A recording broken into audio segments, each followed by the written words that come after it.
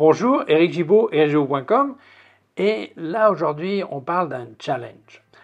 Il y a quelques années j'avais présenté un Nikon D750 et ça faisait pas mal de temps qu'il était sur le marché et certains m'avaient dit oui mais c'est du réflexe, qu'est-ce que tu aurais en mirrorless? Bon, je dis bon il y a beaucoup de choses en mirrorless. Non mais en full frame, plein format. Ah bah ouais il y a quand même pas mal de trucs. Ah oui mais abordable, pas cher. Ah, ok, bah, sur le marché de l'occasion, il y a un paquet de trucs. Ah non, achetable neuf. Tu m'as coûté de l'argent là, avec ton challenge. Le voilà, le Sony Alpha 7 II, que j'ai donc acheté pour le présenter.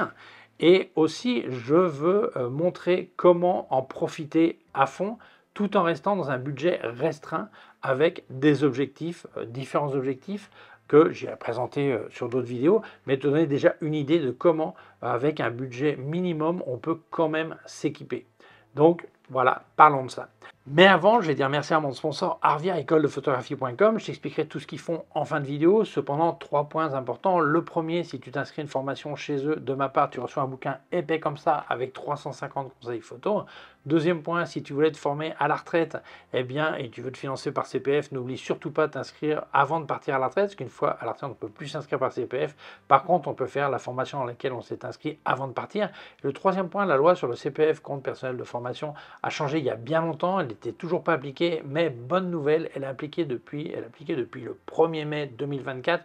Pourquoi bonne nouvelle? Parce que les rumeurs disaient que les élèves devraient payer 30% de leur poche, que ce soit de la photo ou autre. Et finalement, ce n'est que 100 euros. Je crois que les demandeurs d'emploi n'ont pas à payer. Enfin bon, c'est une super nouvelle. Tu peux profiter de ton pécule CPF et ajouter 100 euros et te former. Mais je t'explique tout ça en fin de vidéo. Alors je te laisse leur téléphone qui est gratuit, le site web, le email et aussi un lien vers leur forum photo qui est en français, qui est gratuit. Je t'invite à t'y inscrire et participer. Allez, c'est parti. Alors cet appareil photo, c'était un vrai challenge de le trouver, de décider. Il a été annoncé le 20 novembre 2014 par Sony. Ça va faire donc 10 ans cette année, 10 ans cet appareil. Et c'est là, quand tu lis les caractéristiques de l'appareil, que tu commences à réfléchir et tu te dis « Waouh !» Mais alors cet appareil, c'était quoi comme gamme à l'époque? C'était du haut de gamme, c'était du haut de gamme. Et tu vas te rendre compte que, j'irais sauf sur la partie vidéo, mais la partie photo, bien qu'il y ait la partie vidéo, mais la partie photo, eh bien, sur beaucoup d'aspects, reste supérieur à des appareils photo actuels d'entrée de gamme ou de moyen de gamme, mais surtout les entrées de gamme. Donc, beaucoup devraient se poser la question, qu'est-ce qu'il vaut mieux acheter? Un appareil qui a été conçu il y a 10 ans et qui a des prestations à l'époque très avancées, ou prendre une gamme inférieure pour rester dans le même budget, hein, je parle, et avoir quelque chose qui n'a ni la construction, ni les prestations, ou des prestations similaires, mais n'a pas cette construction et tout ça. Donc, c'est un truc à réfléchir. Donc, je vais te parler de cet appareil, les caractéristiques, et tu vas voir que, eh bien, celui qui n'a pas trop de budget, c'est pas quelque chose à regarder avec dédain. À mon avis, ça vaut le coup. Sony a quelque chose qu'on peut remercier. C'est qu'ils ne virent pas leurs appareils photo des étagères, des magasins. Donc cet appareil, on le trouve encore en magasin neuf. Alors, pas partout évidemment. Il y a beaucoup de magasins où il faut peut-être attendre, où ils n'ont plus parce qu'ils ont beaucoup de rotation. Mais dans l'ensemble, on trouve encore cet appareil photo empaqueté neuf, jamais ouvert. Okay, donc ça, c'est une bonne nouvelle. Alors je ne sais pas si c'est parce que Sony continue à fabriquer ou parce que Sony avait des stocks énormes. Ça, j'ai aucune idée. Okay, mais cet appareil, on le trouve facilement en neuf. Alors si tu regardes d'occasion, il y en a un paquet d'occasion. Ça, c'est encore plus facile. On m'avait demandé en neuf. Donc moi, je te parle en neuf. Alors, beaucoup vont dire, ouais, mais c'est quand même un appareil qui a été conçu il y a 10 ans. Alors, est-ce qu'il n'est pas obsolète? Alors la question, il ne faut pas la prendre dans le sens où on compare avec les appareils photo actuels, il faut le prendre dans le sens où est-ce que les fleurs bougent plus vite aujourd'hui qu'il y a 10 ans quand on en faisait des photos? Est-ce qu'un cycliste va plus vite aujourd'hui que quand on en faisait une photo il y a 10 ans? Est-ce qu'une mariée, parce qu'il y a des gens qui ont fait des tonnes de mariages avec ce type d'appareil photo, est-ce qu'une mariée court plus vite dans l'église ou dans la mairie qu'il y a 10 ans? La réponse évidemment est non. Donc l'idée, c'est absolument faire les mêmes photos aujourd'hui avec n'importe quel appareil actuel que les photos qui se faisaient il y a 10 ans avec celui-ci. Donc s'il y a 10 ans, cet appareil était OK pour faire les photos à cette époque, il est encore OK pour faire les photos aujourd'hui. Alors évidemment, il y a des choses qui ont évolué, il y a des performances qui sont différentes, il y a des choses qui sont différentes, mais à la grande question, est-ce que je pourrais l'utiliser pour faire les mêmes photos que je ferais avec un appareil actuel? La réponse est simple, oui. OK? Donc on va en parler en détail. Et après, évidemment, l'idée, c'est pas que tu te ruines en mettant des objectifs G-Master dessus, parce qu'on va économiser un côté pour remettre des gros trucs dessus. Non, l'idée, c'est justement de parler d'objectifs abordables pour pouvoir te construire un ensemble avec 2-3 objectifs qui soient complètement abordables et avoir du bon matos où tu vas pouvoir ou travailler ou en profiter comme amateur. Voilà, donc la différence entre travailler et être amateur, c'est qu'il y en a un qui se fait payer, hein. Les photos, on aime avoir des bonnes photos de toute façon. Voilà, donc on va voir ça. Alors, même si tu n'es pas intéressé par cet appareil photo, c'est pas grave. Moi, je te conseille, je t'invite à écouter la vidéo parce que je pense que tu vas te rendre compte d'un truc. Sur ces derniers 10 ans, en fait, si on compare avec les appareils photo actuels, le seul truc qui s'est vraiment amélioré, c'est la partie vidéo. En conditions normales de lumière, la photographie a la même qualité d'image qu'il y a 10 ans. Alors, il y en a qui vont peaufiner en disant « Ouais, il y a un petit peu de rend dynamique en plus ». J'ai une citation normale de lumière, donc il n'y a pas besoin des trucs extrêmes. Voilà.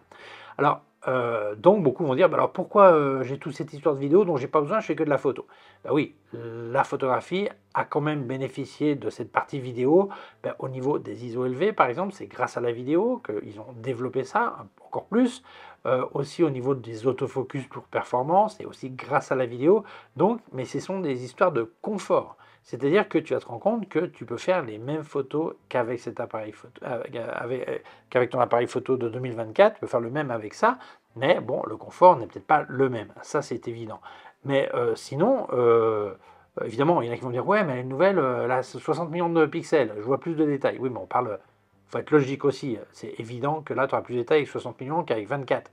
Mais si on regarde, il y a encore des appareils photo en 2024 qui ont 24 ou 26 millions de pixels, bah, tu vas voir que tu as les mêmes résultats.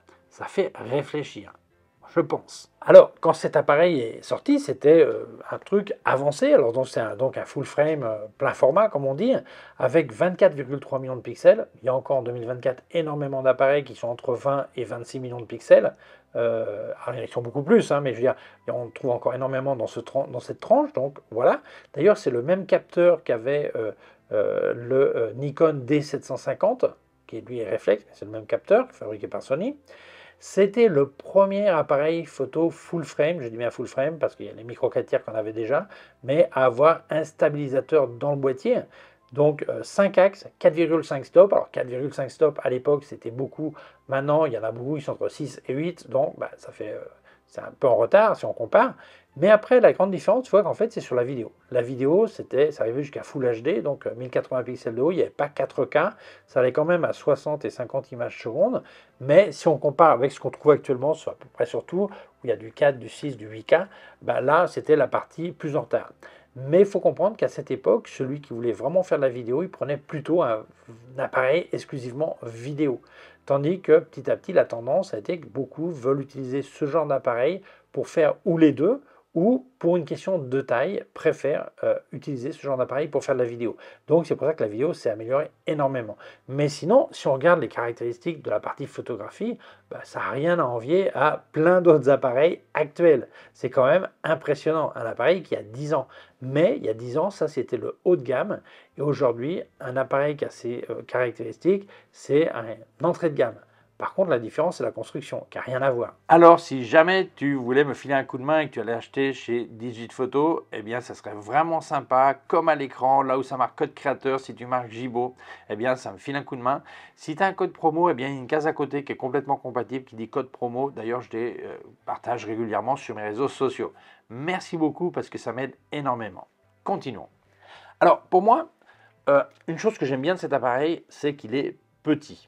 Il n'est pas énorme. À l'époque, c'était vraiment, quand il y avait encore en parallèle énormément d'appareils photo réflex et ce mirrorless, eh bien, ça fait vraiment minuscule. Alors, il n'est pas minuscule non plus, mais il est petit. Alors c'est un avantage pour moi dans la taille, dans la prise en main, suivant la force physique d'une personne. Bon, il y a un inconvénient, on le sait, c'est que ces séries de Alpha 7, eh bien, là c'est la Mark II, mais enfin cette série avait le problème de surchauffe et le fait que ce soit petit, bah, évidemment, fait un petit peu de difficulté pour la ventilation, donc voilà. Mais je pense que celui qui va acheter cet appareil photo va pas avoir comme intention principale la vidéo, mais plutôt la photographie, puisque de nos jours, la vidéo, ça serait plutôt penser au 4K, et en 4K, ben, celui-là ne fait pas 4K, donc il prendrait probablement autre chose. Donc bon, pour moi, c'est vraiment pas un problème. Alors, pour donner un petit peu une idée de comment s'était avancé cet appareil, eh bien, il avait déjà le système avec une application téléphone. Tous les appareils n'avaient pas encore, donc bah, c'était déjà bien. La taille, ben, c'est pas énorme, hein, 126, 127 mm de large, hein, 95 de haut et 59 de profondeur, 600 grammes, presque 600 grammes avec batterie et carte mémoire, donc bah, ça reste dans un poids raisonnable. Construction solide, hein, c'est métal. Ça a du Wi-Fi et du NFC, chose que j'ai jamais utilisé. Le NFC, c'est le système qui approche ton smartphone si ça aussi NFC et automatiquement ça transfère la photo vers ton smartphone. Voilà, donc c'était à l'époque très bien. Il y a un système anti-poussière, ce qui est très bien. Tout le monde n'en avait pas il y a 10 ans, donc bah, c'est super. C'est-à-dire qu'il y a un système de vibration du capteur qui fait que bah, les poussières les moins dures à enlever bah, tombent directement. C'est très bien. Il y a quelque chose qui me plaît énormément, c'est qu'il a un zoom numérique. Alors, c'est quoi? Ben, c'est un crop, c'est une retaille numérique, mais c'est un avantage. Ben, celui qui n'a pas les moyens d'avoir un objectif plus long, eh bien, en photo, il va pouvoir multiplier jusqu'à 8 fois la taille et en vidéo jusqu'à 4 fois. Alors attention, ça reste numérique, c'est-à-dire que tu perds de la résolution. Enfin, si ton idée c'est d'utiliser les photos sur les réseaux sociaux, ben, il n'y a absolument aucun problème. Alors, même si c'est un appareil photo qui était pensé pour le haut de gamme, il y a quand même des choses qui peuvent intéresser énormément les débutants ou les gens pressés. C'est-à-dire les effets spéciaux qui font directement des looks spéciaux sur tes photos ou les styles créatifs. Et il y a aussi quelque chose pour des gens qui viennent par exemple du monde smartphone, ça va vraiment leur plaire, c'est le HDR. Tu sais que quand tu fais une photo smartphone à contre-jour, ah bah, c'est bien exposé. Les gens ne sont pas tout noirs et le ciel bleu, ou eux tout bien et le ciel blanc. Voilà. Eh bien là, il y a un HDR de 6 stop. C'est pas aussi bien qu'un smartphone, mais pour l'époque, c'était déjà vraiment pas mal. Alors, une chose aussi, même si tu n'as peut-être pas utilisé cet appareil pour faire de la vidéo, bien, quelque chose qu'on ne trouve pas sur beaucoup d'appareils actuels, c'est qu'il a quand même les deux connecteurs pour microphone et pour casque. Très bien. Après, il y a un mini HDMI et il y a le vieux, l'ancêtre, le micro USB au lieu du USB-C actuel. Enfin bon, ça c'est pas un drame. D'ailleurs, ça vient avec le chargeur, donc tu n'auras pas de problème à charger par là ou avoir un chargeur externe. Alors c'est un chargeur au câble, hein, dans l'appareil. Hein, c'est pas où tu sors la batterie, tu mets dedans. Sony était un des précurseurs de cette pénurie. Voilà. Les ISO vont depuis 100 jusqu'à 51 200. Alors, c'est vraiment pas mal. Alors, évidemment, je rappelle, 51 200, tu vas jamais avoir des photos propres à 51 200. Mais c'est appareil, sans problème. À l'époque, jusqu'à 6400, c'était vraiment clean. Donc, même 12 000, tu vois. Donc, on peut vraiment dire que c'était en avance pour son époque. Donc, bah, je pense que n'importe quel photographe avec un peu d'expérience sait qu'avec 6400, on est déjà super bien. Mais je dis jusqu'à 12 000, ça va aller. Autre avantage, j'utilise une carte mémoire SD UHS 1. Donc, ils sont moins chers que le UHS 2. Donc, tu fais quelques économies. Si tu as des anciennes cartes de mémoire Sony, les mémoristiques, ça va aussi. Autre avance pour l'époque, l'autofocus et à détection de phase. C'était déjà pas mal, puisque à l'époque, tout le monde n'avait pas ça, beaucoup étaient en détection de contraste. D'ailleurs, le Lumix S5 Mark II qui est en train de m'enregistrer, c'était le premier chez Lumix à avoir de la détection de phase et il a 18 mois. Donc, ouais, c'était déjà avancé. Il y avait aussi détection de visage et de sourire. Sourire, je n'avais jamais vu ça avant. Je ne sais pas si les autres Sony le mettent, je ne sais plus. Enfin, détection de visage et de sourire, voilà. Et l'écran, ben, c'est un écran inclinable comme ça, qui aime bien les photographes. Je sais que certains préfèrent ceux qui font du flip en disant ben, je peux le retourner, ça protège l'écran quand je range mon appareil. Alors attention, c'est pas fait pour ça. Même si tu l'utilises pour ça, les écrans qui se retournent, c'est pas fait pour ça. C'est pour la vidéo. L'origine de ça, c'est d'abord si tu fais du vlogging, pouvoir te voir dans l'écran. Et deuxièmement, c'est le fait de décaler l'écran fait qu'il est touche pas le boîtier et ça permet de ventiler mieux et d'enregistrer plus longtemps sans surchauffe.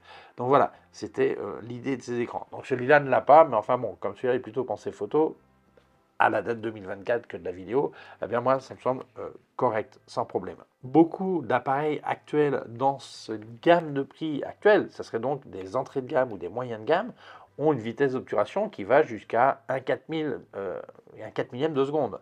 Tandis que là, on est en train de parler de 1 8 millième de seconde. Donc c'est un autre plus, un autre avantage. Par contre, Monsieur Sony de l'époque flanchait énormément sur ses batteries. Et la batterie, on dirait que c'est un échantillon. Et puis s'il te plaît, tu en achètes plusieurs, voilà, puisqu'il va durer environ 350 photos. C'est peu. Alors si tu fais une séance photo ou tu vas faire un tour, ça va. Par contre, si tu pensais faire un reportage complet d'une journée complète d'un mariage ou quelque chose, il va te falloir un paquet de batteries en plus.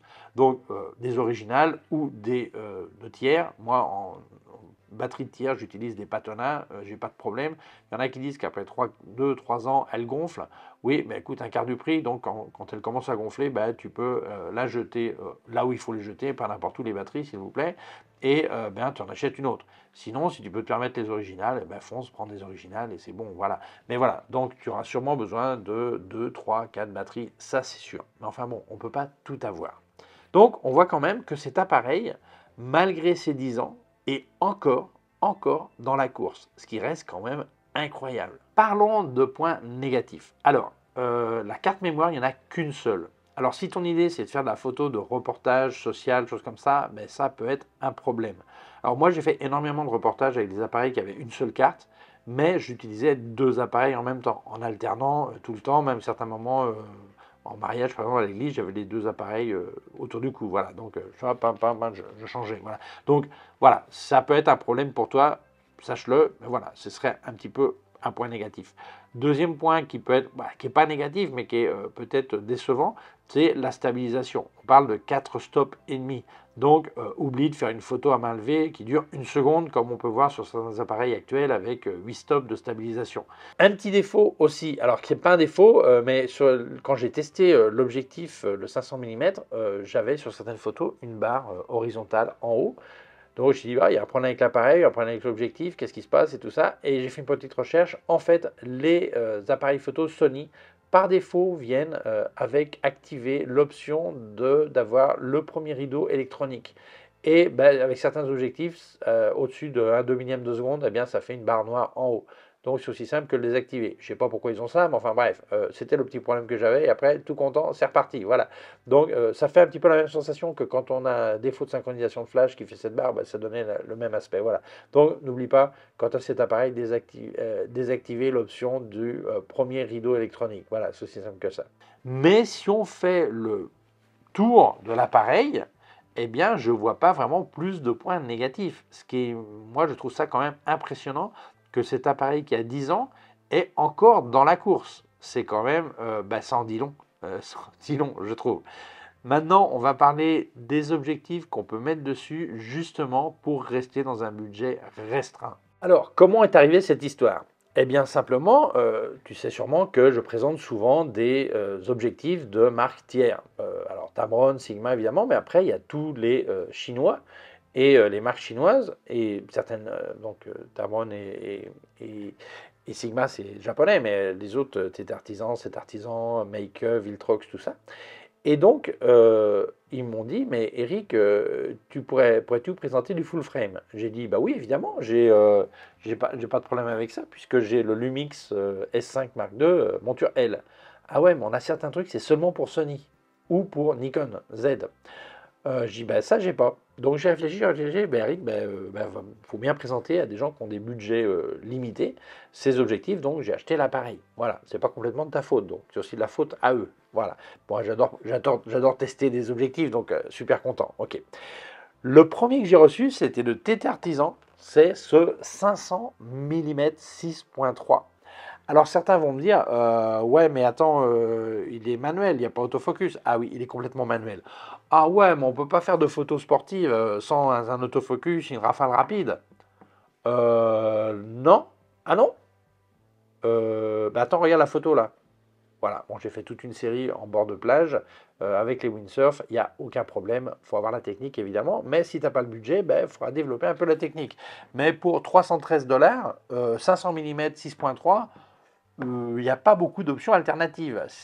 Voilà, si dans ce prix-là, il n'y a rien. Après, il faut sauter directement sur du Tamron avec autofocus, mais on parle de passer les 1000 euros. Voilà, donc on ne peut pas tout avoir dans la vie. Il faut choisir, il faut faire des sacrifices. Après, il y a Viltrox qui m'a envoyé ce 20 mm 2.8 autofocus qui est superbe. Alors, tous ces objectifs, je vais les présenter dans des vidéos séparées. D'ailleurs, sur cette vidéo, je ne montre pas de photos, puisqu'il y a déjà des millions de photos sur Internet faites avec le Alpha 7 II, donc ça n'a aucun sens de présenter des photos. Je les présenterai, celles que j'ai fait avec chaque objectif, sur leurs vidéos respectives. Okay, donc, il y a ce petit Viltrox 2.8 qui coûte, alors, celui-là, 313 $. C'est que dalle, quoi. Hein. Celui-là, le Viltrox, 20 mm 2.8, il n'a pas de déformation, il est vraiment superbe, de 189 euros. Autofocus, 189 euros. Donc, tu veux faire du grand angle, du paysage et tout ça, ça reste de la rigolade. Après, j'ai reçu de chez... alors, j'en ai reçu un autre, je ne peux pas dire, d'une marque, mais comme il est sous embargo, puisqu'il n'est pas encore officiellement publié, je ne peux pas dire quel objectif j'ai reçu. Après, Makeup m'a envoyé deux objectifs, un 50 mm et un 85 mm. Alors, le 50 mm, c'est le haut de gamme, 1.4, avec... bon, tu verras quand je ferai la vidéo, avec les clics sur le diaphragme et tout le bazar. Et il coûte 469,99 euros pour un objectif vraiment de qualité. Mais il y a une version en 1.8 qui est la sœur du 50 mm que je vais te dire là, et qui fait 1.8 et qui coûte 199 euros. Donc moins de 200, là tu as déjà un super objectif pour ce qu'on appelle portrait par exemple. Bon, c'est vraiment pas mal. Et là, tu as le 50 mm 1.8 qui coûte aussi 199 euros. Donc en fait, tu te rends compte que tu peux avoir un boîtier qui est vraiment nickel, complètement utilisable en 2024, et rajouter ces objectifs qui ne sont pas c'est pas les meilleurs objectifs de la Terre, mais là on parle d'un capteur de 24 millions de pixels. Alors évidemment, si tu me dis, ouais, mais est-ce qu'ils vont aller bien sur 60 millions de pixels? Soyons sérieux. Si tu vas mettre de 4000 à 6000 ou 7000 euros sur un appareil, c'est que tu peux te permettre d'avoir un G Master 2 qui coûte la même chose. C'est pas dénigrant ce que je dis, simplement cette vidéo c'est pas pour toi, c'est pour les gens qui veulent rester dans un budget restreint. Ça n'a aucun sens d'acheter une Ferrari pour mettre des roues en bois, ça n'a aucun sens d'acheter un appareil de 60 millions de pixels pour après rechigner sur le coût des objectifs. Voilà, donc c'est aussi simple que ça. Donc cette vidéo c'est vraiment pour répondre aux gens qui ont un budget limité, qui veulent un appareil de qualité, qu'ils peuvent se permettre et ensuite compléter avec des objectifs. Imagine, tu fais du portrait du paysage, tu prends ce 20 mm et tu prends le 85 en 1.8, ben pour au total 1200 euros, t'es équipé, tu attaques. De nos jours, quelle marque en haut de gamme te permet ça? Aucune. Donc, c'est pour ça que moi, je pense que c'est la meilleure option. Ce Sony Alpha 7 Mark II est complètement recommandable en 2024 et tous les gens qui veulent faire de la photo en full frame, mirrorless, acheter neuf l'appareil et ont un budget restreint, eh bien moi je pense que ça reste la meilleure option. Certains me diront, bah ouais, il y a le Z8 de Canon, mais il est déjà plus cher, il n'est pas stabilisé. J'ai bien dit R8, Canon R8, j'ai pas dit Z8, R8, hein. C'est vrai, tu vas me dire, il n'y a que 4.5 de stabilisation là. Oui, mais c'est mieux que zéro. Voilà, donc voilà, tu regardes comme tu veux. Je pense que celui qui a un budget restreint, c'est la meilleure option. Et bien voilà, j'espère que tu as aimé cette vidéo, mais avant de te dire au revoir, je vais dire merci à mon sponsor Arvia École de Photographie.com qui permet de te former à la photographie à distance, donc par internet. Mais ce n'est pas que la théorie, il y a aussi des exercices pratiques à faire que tu montes sur leur plateforme et ce sont des professeurs diplômés en photographie qui vont te corriger. Alors ils ont 6 types de formation, depuis devenir amateur averti comme on dit, jusqu'à professionnel. Mais le mieux c'est que tu appelles Arvia, l'appel est complètement gratuit, tu leur expliques tes intentions, ce que tu aimerais apprendre et tout ça. Surtout n'oublie pas que si tu t'inscris chez eux de ma part, tu reçois un bouquin épais comme ça avec 350 conseils photos en appui pédagogique, donc n'oublie pas de dire que tu es venu de ma part. Et eh bien, ils t'expliqueront tout ce qu'il y a pour toi, ce qui est le mieux, et te diront quelle est la formation qui correspond le mieux à tes besoins. Ils te parleront aussi de prix et tout ça, mais moi, je peux déjà te parler du financement si tu veux. Eh bien, il y a plusieurs options. La première, c'est par exemple, ce qu'on appelle l'autofinancement. Ça fait très classe. On pense que tu es banquier, mais en fait, ça veut dire tu as l'argent, tu payes comme n'importe quel produit qu'on achète, toi et moi. Voilà, c'est aussi simple que ça. Autre option, peut-être que tu es demandeur d'emploi. Dans ce cas-là, eh bien, je te conseille de parler avec ton conseiller chez France Travail, ex-Pôle emploi, lui expliquer que tu veux faire une reconversion à la photographie et tout ça, lui expliquer cette formation et il t'expliquera comment faire un financement ou un cofinancement. Autre option, bah, peut-être que tu veux profiter, si tu es en France, tu as travaillé en France, tu veux profiter du CPF, compte personnel de formation. Chaque année travaillée, tu as un petit pécule qui s'accumule et un jour tu peux l'utiliser pour te former à quelque chose, que ce soit de la photo ou autre. Dans ce cas-là, on parle de photo. Eh bien, il y a deux points importants. Le premier, si tu veux te former une fois à la retraite, n'oublie surtout pas de t'inscrire avant de partir à la retraite, parce qu'une fois à la retraite, tu ne peux plus t'inscrire par CPF. Évidemment, tu peux faire de l'autofinancement, mais plus par CPF. Mais par contre, si tu t'étais inscrit avant de partir à la retraite, tu pourras faire ta formation une fois à la retraite. Autre point important sur le CPF, la loi a changé il y a bien longtemps, elle n'était toujours pas appliquée, mais c'est fait depuis le 1er mai 2024 et c'est une super nouvelle parce que les rumeurs disaient que les élèves devraient payer 30% de leur poche, que ce soit photo ou autre, et finalement ce n'est que 100 euros. Sauf pour les demandeurs d'emploi, je crois qu'ils n'ont pas à payer. Donc c'est vraiment super parce que 100 euros plus ton pécule accumulé de CPF, bah, ça te permet d'avoir accès à une super formation. Mais voilà, le mieux, c'est que tu appelles Arvia, tu expliques tout ça et ils t'orienteront le mieux possible. Donc je te laisse leur téléphone qui est gratuit, leur email, leur site web et aussi un lien vers leur forum photo qui est en français, qui est gratuit. Je t'invite à t'y inscrire et participer.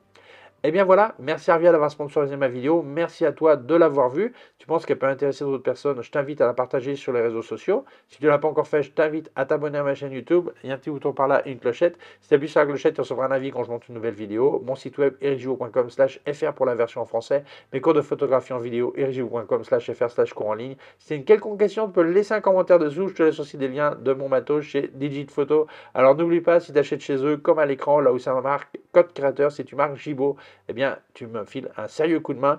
Et si tu as un code promo, il y a une case à côté qui dit code promo. Eh bien, c'est complètement compatible, tu le mets là. D'ailleurs, je les partage régulièrement sur mes réseaux sociaux.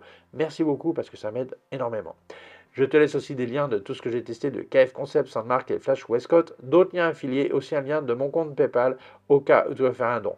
Merci beaucoup, prends soin de toi et à très bientôt. Ciao.